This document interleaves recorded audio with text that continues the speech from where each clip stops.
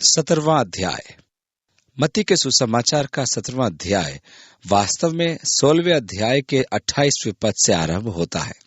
ये दुर्भाग्य की बात है कि जिस व्यक्तियों ने बाइबल को अध्याय और पदों में विभाजित किया, उन्होंने ऐसा किया। यदि वे अध्याय 16 के पद 28 को अध्याय 17 में जोड़ देते तो अनेक समस्याओं का हल निकल जाता। क्योंकि यीशु कैसरिया फिलिप्पी में अपने शिष्यों से वार्तालाप कर रहा है और अपनी मृत्यु तथा स्वर्गदूतों के साथ पिता की महिमा में अपने पुनः आगमन और मनुष्य को उनके कार्यों का प्रतिफल देने के विषय में चर्चा कर रहा है। तब पद 28 में वह कहता है, मैं तुमसे सच कहता हूं कि जो यहाँ खड़े हैं उनमें से कितने ऐसे हैं कि जब तक मनुष्य के पुत्र को उसके राज्य में आते न देख लेंगे, तब तक मृत्यु का स्वाद कभी न चखेंगे। यहाँ अध्याय समाप्त कर देने के कारण पाठक चकित हो जाते हैं और सोचने लगते हैं कि यीशु का कहना झूठ सिद्ध हुआ, क्योंकि उसके शिष्य तो सब मर गए, परंतु वह अपने राज्य में नहीं आया। यदि हम पद 28 के पश्चात 17वां अध्याय पढ़ते चले जाएं तो हम यीशु के कथन की सत्यता देखते हैं। वहां लिखा है, 6 दिन के बाद यीशु ने पतरस और याकूब और उसके भाई यूहन्ना को साथ लिया और उन्हें एकांत में किसी ऊंचे पहाड़ पर ले गया।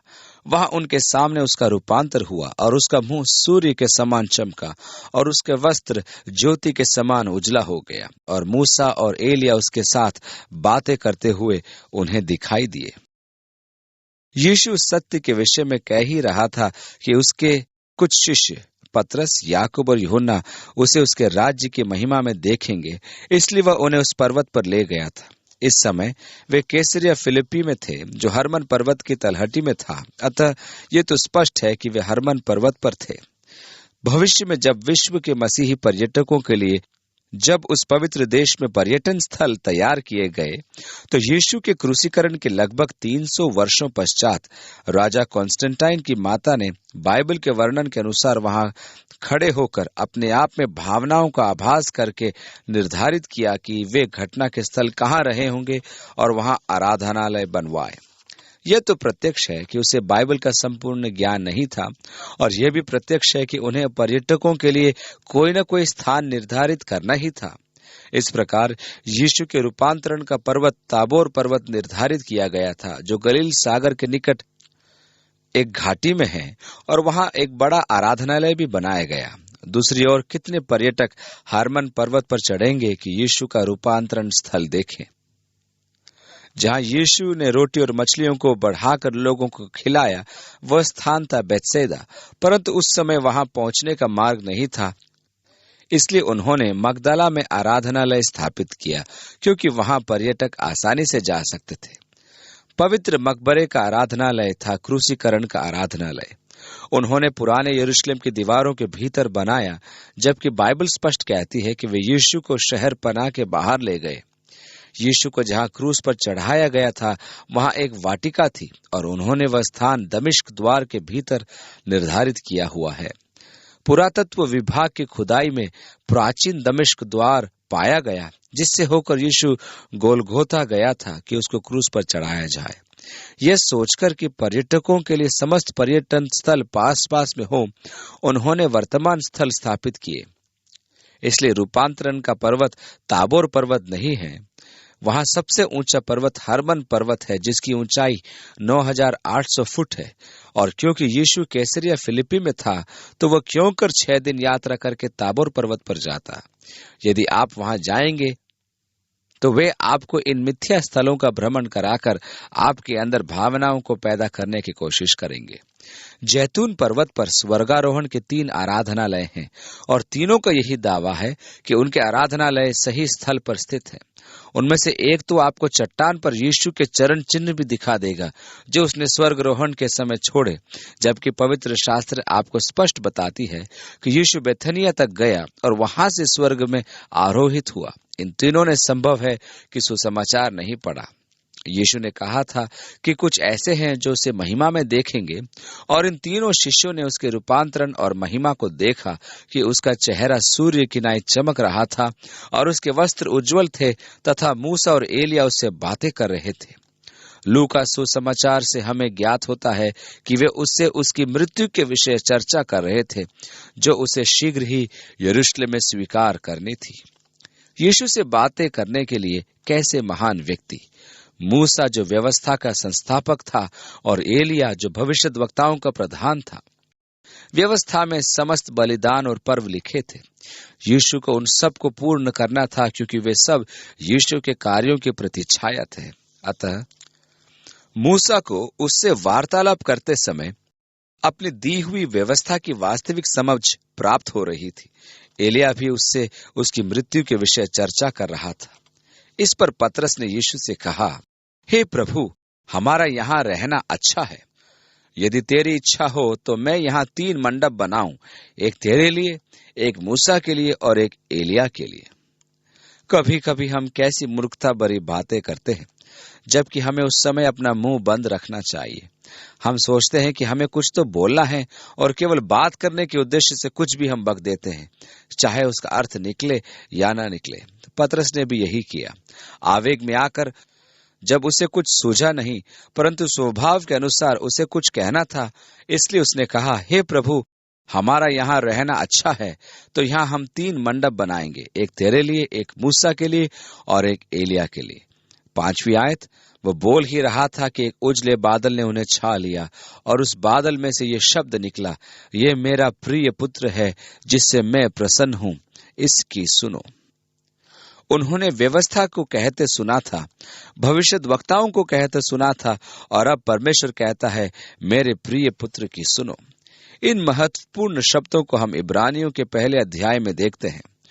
पूर्व युग में परमेश्वर ने बाप दादों से थोड़ा थोड़ा करके और भांति भांति से भविष्यद्वक्ताओं के द्वारा बातें करके इन दिनों के अंत में हमसे पुत्र के द्वारा बातें की। पिता परमेश्वर कहता है, यह मेरा प्रिय पुत्र है जिससे मैं प्रसन्न हूं, इसकी सुनो, जो परमेश्वर का संपूर्ण एवं परिशुद्ध और यथार्थ प्रकटीकरण है। 6ठी आयत से आगे, चेले ये सुनकर मुंह के बल गिर गए और अत्यंत डर गए। यीशु ने पास आकर उन्हें छुआ और कहा, उठो, डरो मत। तब उन्होंने अपनी आंखें उठाई और यीशु को छोड़ और किसी को न देखा।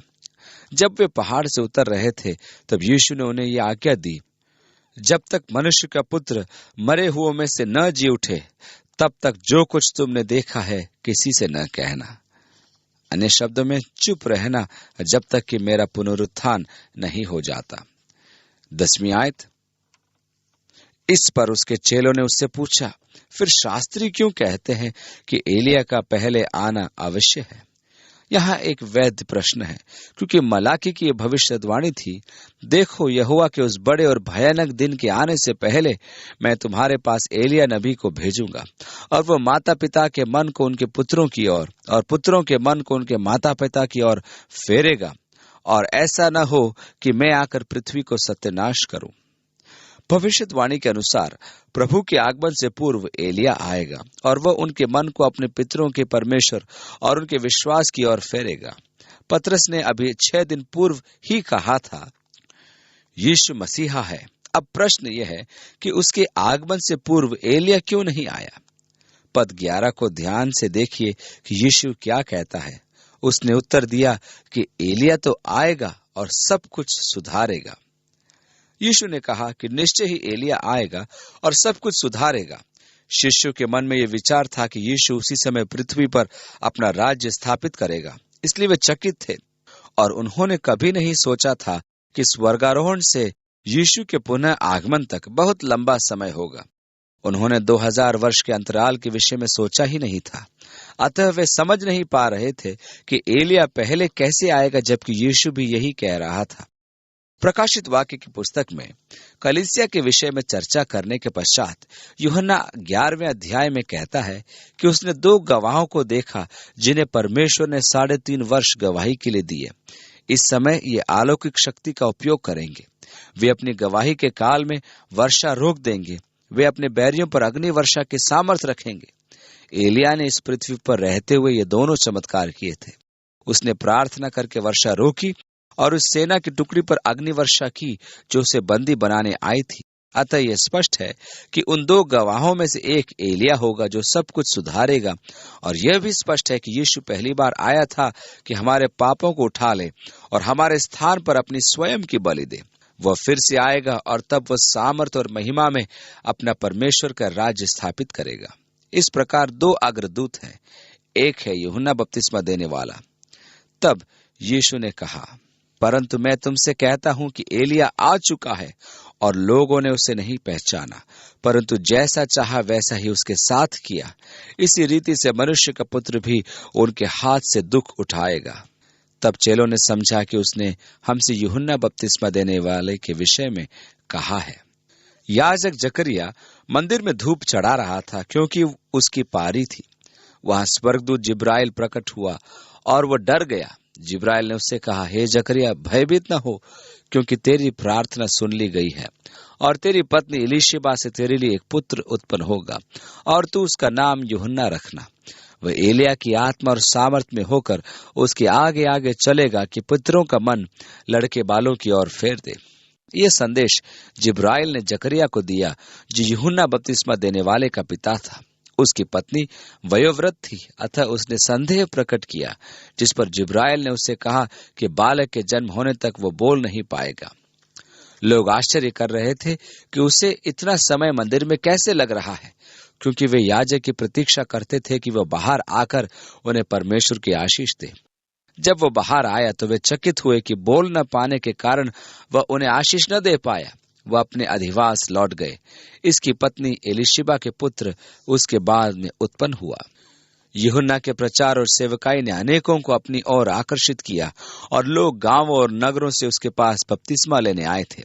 उसका काम देखकर शास्त्री और फरीसी विचलित हुए और उन्होंने उसके पास एक संदेशवाहक भेजकर पूछा कि क्या तू मसीहा है? उसने कहा नहीं। तो क्या तू एलिया है? उसने कहा नहीं। फिर यीशु कैसे कह रहा है कि यदि तुम स्वीकार करो तो ये वही एलिया है जिसके विषय में धर्मशास्त्र की भविष्यवाणी हुई। भविष्यवाणी तो पूर्ण नहीं हुई कि वह सब कुछ सुधारेगा, अर्थात धर्मतंत्र को सुधारेगा। ये तब होगा जब एलिया यीशु के फिर से आने से पूर्व आएगा। मैं न तो एलिया की प्रतीक्षा करता हूं, न ही ख्रिस्त विरोधी की। सत्य तो यह है कि मैं मसीह के आने की प्रतीक्षा करता हूं कि वह मुझे अपने साथ ले जाए। उसके बाद जो भी होता है होता रहे। यीशु ने कहा, एलिया निश्चय ही आएगा और सब कुछ सुधारेगा। यीशु ने यह भी कहा कि एलिया आ चुका था और उन्होंने उसके साथ वही किया जो उन्होंने चाहा। उन्होंने यीशु के साथ भी वैसा ही किया। उसने उसके हाथों दुख उठाया और मृत्यु प्राप्त की। 14वीं आयत। जब वे भीड़ के पास पहुंचे तो एक मनुष्य उसके पास आया और घुटने टेक कर कहने लगा, हे प्रभु, मेरे पुत्र पर दया कर, क्योंकि उसको मिर्गी आती है। या मिर्गी का जो मूल यूनानी शब्द है उसका अर्थ है चांद का मारा। उस युग के विचार के अनुसार यदि कोई पूर्व चंद्र में बाहर सो जाए तो उसे यह रोग हो जाता था। यीशु से शताब्दियों पूर्व ये विचार चला आ रहा है और आज भी पूर्ण चंद्र का प्रभाव कुछ लोगों के मस्तिष्क पर ऐसा पड़ता है कि उन पर पागलपन सवार हो जाता है। अतः उसने यीशु से निवेदन किया कि वह उसके पुत्र पर तरस खाए। और वह बहुत दुख उठाता है और बार बार आग में और बार बार पानी में गिर पड़ता है। और मैं उसको तेरे चेलों के पास लाया था, पर वे उसे अच्छा नहीं कर सके। यहाँ ध्यान देने योग्य बात यह है कि यीशु ने अपने शिष्यों को दुष्टात्माओं पर अधिकार दिया हुआ था। उन्होंने उसके अधिकार का प्रयोग किया और आकर उसे आनंद से सुनाया कि दुष्टात्माएं भी उनके अधीन हैं। यीशु ने उनसे कहा कि आनंद की बात यह नहीं कि दुष्टात्माएं तुम्हारे अधीन हैं, वरन यह कि तुम्हारे नाम मेमने के जीवन की पुस्तक में लिखे हैं। यहाँ वे असफल क्यों रहे? मैं आपका ध्यान एक विशेष बात की ओर केंद्रित करना चाहता हूँ और मेरे विचार में यह बहुत महत्वपूर्ण बात है।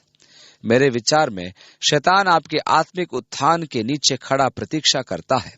यह मेरा अनुभव है कि सदा एक सुहाने आत्मिक अनुभव के पश्चात बैरी मेरी परीक्षा लेता है। वह सदैव तैयार रहता है कि वह आपसे वह छीन ले जो परमेश्वर ने आपको दिया है। आप आनंद से परिपूर्ण हो, वहीं रहना चाहते हैं, परंतु आपको लौटकर भी आना है और वहां शैतान आपको नोच कर खाने के लिए तैयार रहता है कि आपको प्राप्त आशीष और महिमा आपसे छीन ले।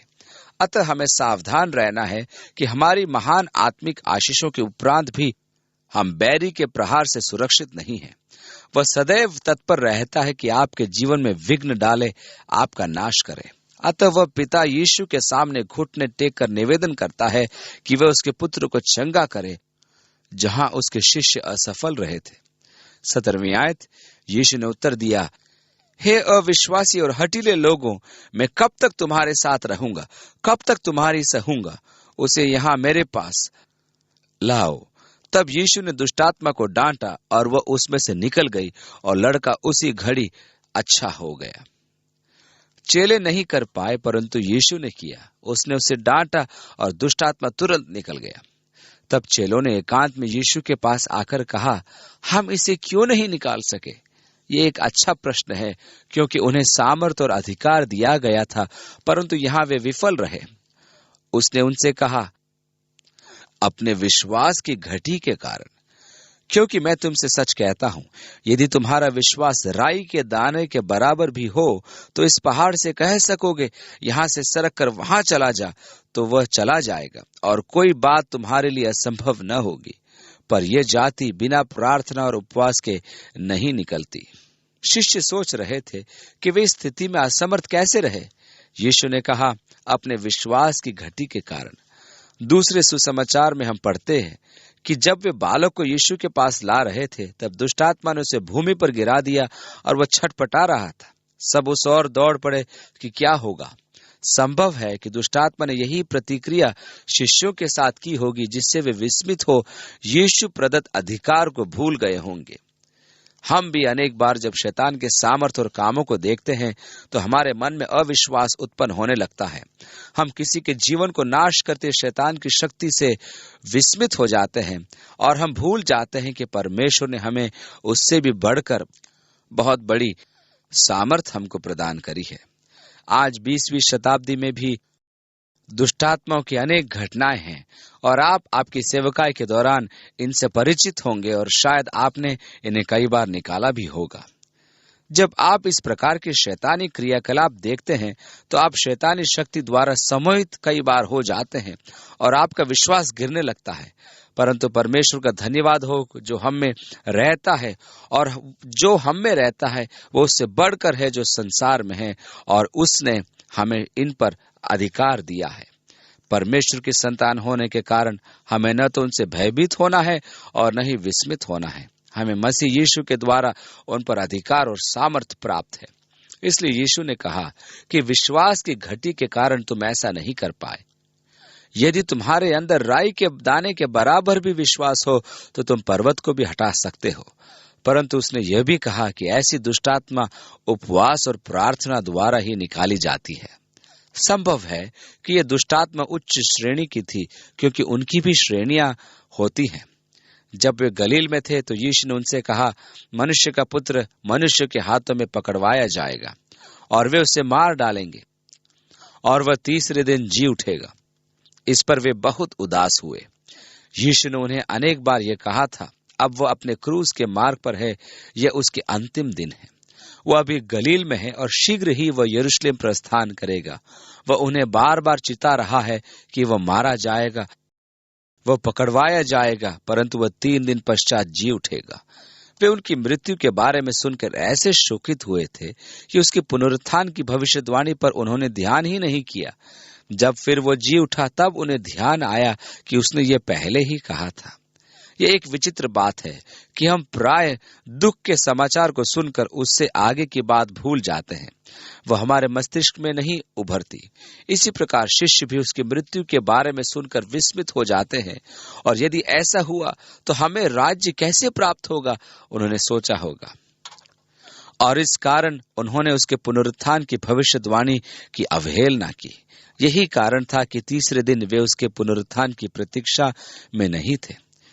24वीं आयत से आगे, जब वे कफरनहूम पहुंचे, तो मंदिर का कर लेने वालों ने पतरस के पास आकर पूछा, क्या तुम्हारा गुरु मंदिर का कर नहीं देता? उसने कहा, हाँ देता है। जब वह घर में आया, तो यीशु ने उसके पूछने से पहले ही उससे कहा, हे शमौन, तू क्या सोचता है? पृथ्वी के राजा महसूल या कर किन से लेते हैं, अपने पुत्रों से या परायों से? पतरस ने उससे कहा, परायों से। यीशु ने उससे कहा, तो पुत्र बच गए। तो भी इसलिए कि हम उन्हें ठोकर न खिलाएं, तो झील के किनारे जाकर बंसी डाल और जो मछली पहले निकले उसे ले। उसका मुंह खोलने पर तुझे एक सिक्का मिलेगा, उसी को लेकर मेरे और अपने बदले। मुझे ये गद्यांश बहुत अच्छा लगता है। मछुआरा मछुआरा ही होता है, लेकिन कर देने के मामले में, पतरस, जा थोड़ा मछली पकड़ने का आनंद ले और पहली ही मछली के पेट में सिक्का होगा, जिसके द्वारा हमारा कर भुगतान हो सकेगा। यीशु ने उससे यह नहीं कहा, जा खड्डा खोदकर सिक्का ले आ। क्या आप जानते हैं कि प्रभु की सेवा करना कितने आनंद की बात है? यीशु ने कहा, मेरा जुआ सहज है और मेरा बोझ हल्का है। परमेश्वर हम पर भारी बोझ नहीं डालता, वो अपनी संतान के लिए भलाई करने में आनंद लेता है। पिताओं सुनो, यदि आपका पुत्र कहे, पिताजी आज सुबह मैं सोच रहा था कि आपके साथ रहना कैसा अच्छा लगता है, आप सारा खर्चा उठाते हैं, आप मेरे वस्त्रों के लिए पैसा देते हैं, मुझे बिजली के बिल भुगतान की चिंता नहीं होती, मुझे भोजन की भी चिंता नहीं रहती, यहाँ रहना कितना अच्छा है। मैं आपका हृदय से आभारी हूँ और आपका कृतज्ञ हूँ, और आपका आभार व्यक्त करने के लिए आज से जो आप कहेंगे वो मैं करूंगा। मैं चाहता हूं कि आप जानें कि मैं आपका कितना आभारी हूं।